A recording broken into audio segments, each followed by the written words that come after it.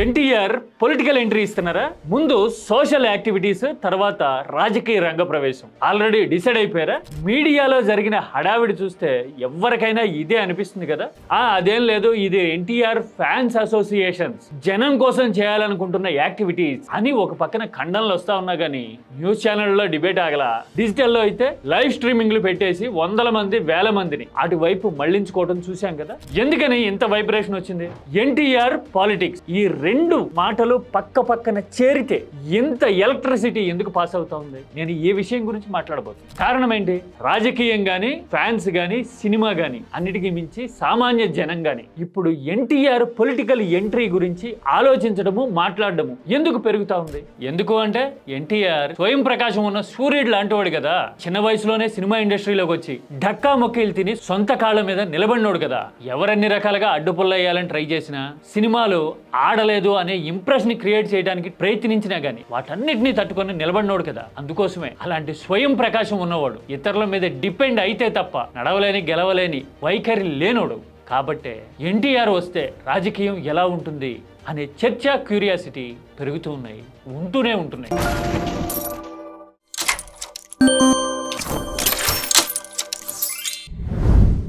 ఎన్టీఆర్ రాజకీయ రంగ ప్రవేశం అంటూ ఉన్నట్టుండి టీవీ ఛానళ్ళు, డిజిటల్ మీడియా హడావిడి చేయడం మొదలైపోయింది కదా. రాజకీయం అనేది చాలా సార్లు ఊహాగానాల మీద, ఎక్స్పెక్టేషన్స్ మీద నడుస్తూ ఉంటుంది. At the same time digital media వచ్చేసిన తర్వాత ఏమైపోయింది? సెన్సేషనలిజం అనేది తోడైపోయింది. ఎక్కడికక్కడ తాటాకుమంటేసినట్టుగా వేసేయడము, చలికా చేసుకోవడం. తాటాకుమంట అంటే సప్పమని చల్లారిపోతుంది కదా, అలా చల్లారిపోయిన తర్వాత మళ్ళీ వేరే చలిమంటే వెతుక్కోవటం. ఇలా అయిపోయింది ట్రెండ్ ఇవాళ రేపట్లో. ఇలా ఎందుకు అనాల్సి వచ్చింది అంటే ఎన్టీఆర్ పొలిటికల్ ఎంట్రీ ఇస్తున్నారు అని హడావిడి చేసినంతసేపు పట్ల ఆయన ఫ్యాన్స్ అసోసియేషన్స్ మేము స్వతంత్రంగా, ఇండివిజువల్ గా చేస్తున్నాం కానీ ఎన్టీఆర్ కి సంబంధం లేదు అని ఒక పక్కన చెప్తూ ఉన్నా, మొత్తుకుంటూ ఉన్నా కానీ ఆగలేదు కదా. ఎందుకు ఆగలా? రెండు కారణాలు. ఒకటి సెన్సేషనలిజం, మీడియాకి వ్యూస్ కావాలా. రెండోది ఎన్టీఆర్ పాలిటిక్స్. ఈ రెండు పదాలు పక్క పక్కన చేరితే చాలు కరెంట్ పాస్ అయ్యేంత ఇంపాక్ట్ ఖచ్చితంగా వచ్చి తీరుతుంది కదా. అసలు ఎందుకింత ఇంపాక్ట్, ఎందుకింత బజ్ అనేది తెలియాలి అంటే ఒక 3-4 ఇష్యూస్ ని మనం అడ్రస్ చేయాల్సి ఉంటుంది. ఏంటి ఆ ఇష్యూస్? ఒకటి, ఈ మధ్యకాలంలో తమిళనాడులో విజయ్ ముఖ్యమంత్రి కావటం, టీవీకే పార్టీ పెట్టగానే అధికారంలోకి వచ్చేయడం చూస్తా ఉన్నాం కదా. Vijay star power, ability, fan base అన్నీ కలగలిసి 35%, ఇమాజిన్ 35% ఓట్ బ్యాంక్ ని టీవీకేకి తెచ్చిపెట్టినాయి కదా. దానికి కారణం ఏంటి? ఆయన సూపర్ స్టారో, అంతకు మించిన ఎబిలిటీ ఉన్న కమర్షియల్ హీరో అనే. అదొక్కటే కాదు, విజయ్ ఆల్రెడీ సోషల్ యాక్టివిటీస్ ఇప్పుడు కాదు, 1992 టైం నుంచి విజయ్ మక్కల్ ఇయాక్కం అని కొడితే వస్తుంది మీకు డీటెయిల్స్. మక్కల్ ఇయాక్కం అంటే పీపుల్స్ మూవ్మెంట్ అని అర్థం. ఆ పేరుతో విజయ్ సినిమాల్లోకి వచ్చి రాగానే సోషల్ యాక్టివిటీని ప్యారలల్ గా స్టార్ట్ చేశారు. పైగా నేను ఇంతకు ముందు కూడా చెప్పా, సినిమా హీరోలు తమిళనాడులో సోషల్ యాక్టివిటీస్ అంటే ఏదో రక్తదానం, నేత్రదానం చేయండి అని ఫ్యాన్స్ ని, మందిని మొబిలైజ్ చేసి ప్రచారం చేసి ఊరుకోరు. వాళ్ళు విద్య మీద, వ్యవసాయం మీద, పిల్లల భవిష్యత్తు మీద, అంటే ఉన్నత విద్య, ఇంజనీరింగ్ కానీ, మెడిసిన్ కానీ చదివించడం మీద దృష్టి పెడతారు. విజయే కాదు, హీరో సూర్య ఉన్నారు కదా, ఆయన కూడా ఇలాగే విద్య మీద, వైద్యం మీద, గ్రామీణ ప్రాంతాలని బాగు చేయటం మీద, పచ్చగా మార్చడం మీద దృష్టి పెడతా ఉన్నారు దశాబ్దాల తరబడి. అందుకోసమే విజయ్ కి అంత ఇంపాక్ట్ పొలిటికల్ గా డిరైవ్ చేయడం సాధ్యపడింది. పైగా విజయ్ ఏజ్ ఎంత అంటే జస్ట్ 50 కదా. లోగడ్ అంటే ఎంజీఆర్, ఎన్టీఆర్ టైంలో 60 ఏళ్ల తర్వాత రాజకీయాల్లోకి వస్తారు అనే పేరు ఉండేది.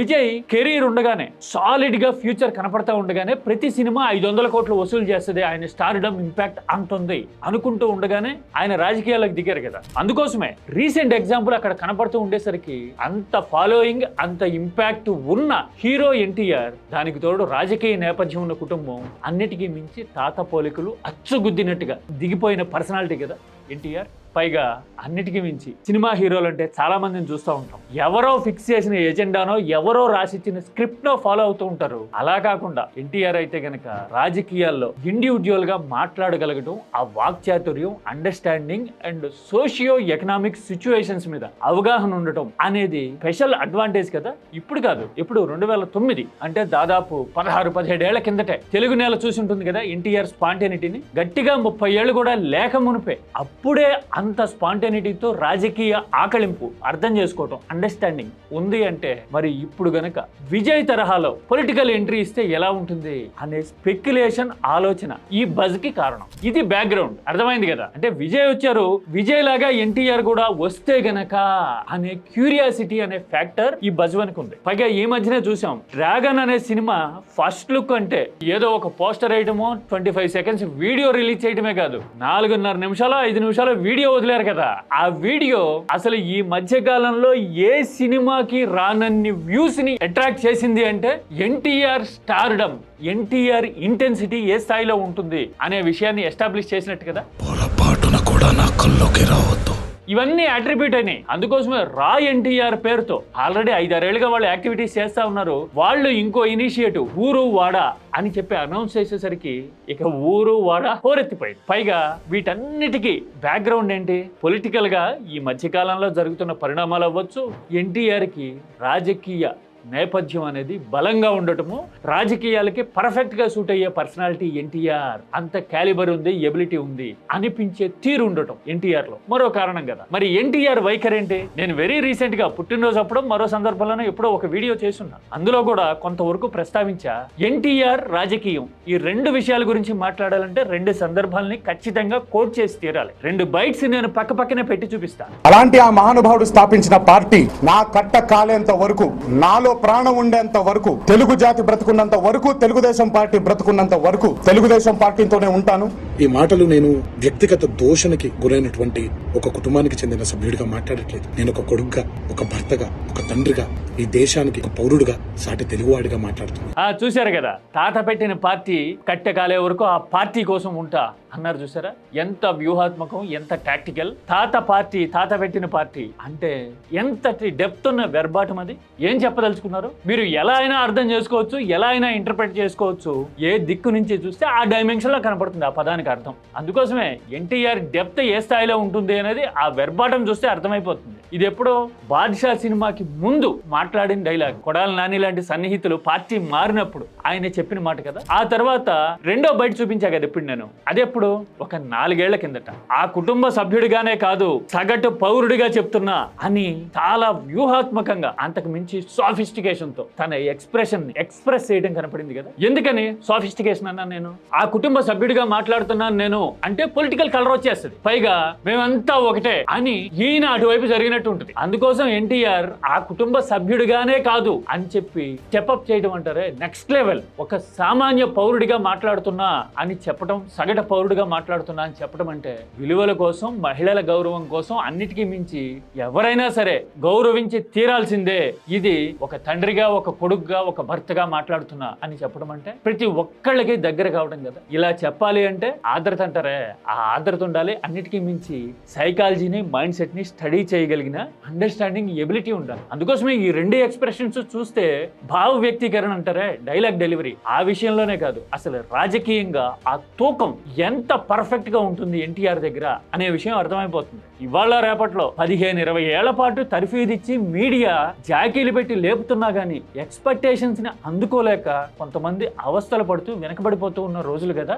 అలాంటి టైంలో ఎన్టీఆర్ ఇంత స్పాంటేనియస్ గా ధారాళంగా ఉండటం. అందులో ఒక వీడియో అయితే బహుశా వర్టికల్ కనపడతా ఉందంటే మొబైల్ తో ర్యాండమ్ గా షూట్ చేశారని. మరి అంత ర్యాండమ్ ఎబిలిటీ ఉన్న పర్సనాలిటీ రాజకీయాల్లోకి వస్తారు అంటే ఆటోమేటిక్ గా చర్చ జరిగి తీరుతుంది కదా. పైగా ఆ రా ఎన్టీఆర్ అనేవాళ్ళు ప్రెస్ మీట్ కూడా తిరుపతి అన్నారు. తిరుపతి ఎందుకు స్పెషల్? ఎన్టీఆర్ తొలిసారి రాజకీయ గోదాలోకి దిగినప్పుడు పోటీ చేసిన స్థానం తిరుపతి. పైగా టీడీపీ తొలి బహిరంగ సభ పెట్టుకున్నది కూడా దేవుడి పాదాల చెంత, వెంకటేశ్వరుడు పాదాల చెంత, తిరుపతి కదా. అందుకోసమే ఆ సెంటిమెంట్ కూడా ప్యారలల్ గా కనపడేసరికి ఈ వైబ్రేషన్ ఈ స్థాయిలో వచ్చింది. మరి ఎన్టీఆర్ సోషల్ యాక్టివిటీస్ చేసేది దేనికోసం? రాజకీయాల కోసం కాదా అని కొంతమంది ఆలోచించవచ్చు. సోషల్ యాక్టివిటీస్ చేసే సినిమా స్టార్లందరూ రాజకీయాల్లోకి వస్తారు అని అనుకోలేం. పైగా చేసే యాక్టివిటీ ప్రతిదీ అడ్వాంటేజ్ కోసమో, పబ్లిసిటీ కోసమో చేస్తున్నారని కూడా అనుకోలేం. తెలుగులో కూడా చాలా మంది హీరోలు పిల్లలకి గుండె ఆపరేషన్లు చేయించేవాళ్ళు, ఎడ్యుకేషన్ స్పాన్సర్ చేసేవాళ్ళు ఉంటారు. వాళ్ళు ఎవరు పైకి నేరుగా చెప్పరు. ఎన్టీఆర్ కూడా ఇప్పటి వరకు చారిటబుల్ యాక్టివిటీస్ చేసినా, సోషల్ యాక్టివిటీ చేసినా గానీ అలాగే నడుపుతూ ఉన్నారు. ప్రత్యేకంగా